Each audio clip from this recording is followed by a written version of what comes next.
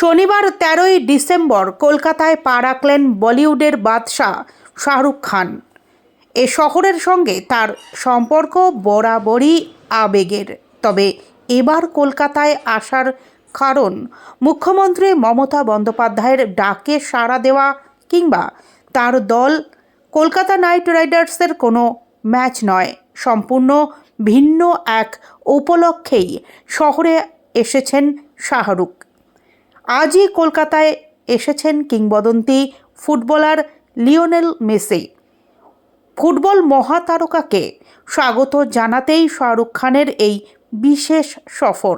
মেসিকে ঘিরে এমনিতেই শহর জুড়ে উন্মাদনা তুঙ্গে, সমর্থকদের উত্তেজনার পারদ ক্রমশ চড়ছে।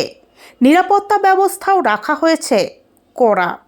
উল্লেখ্য, এটি মেসির দ্বিতীয় কলকাতা সফর। তার আগমন ঘিরে শহরের ক্রীড়ামহল থেকে শুরু করে সাধারণ মানুষের মধ্যে ব্যাপক উৎসাহ আজ লক্ষ্য করা যাচ্ছে।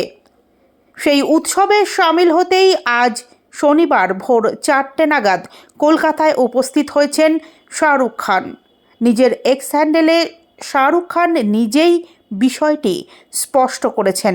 তিনি লিখেছেন, এবার একেবারেই আমার নাইটদের জন্য শহরে আসছি না। সব মিলিয়ে ফুটবল আর বিনোদনের দুই মহাতারকার উপস্থিতিতে শনিবার কলকাতা সাক্ষী থাকতে চলেছে এক ঐতিহাসিক মুহূর্তের।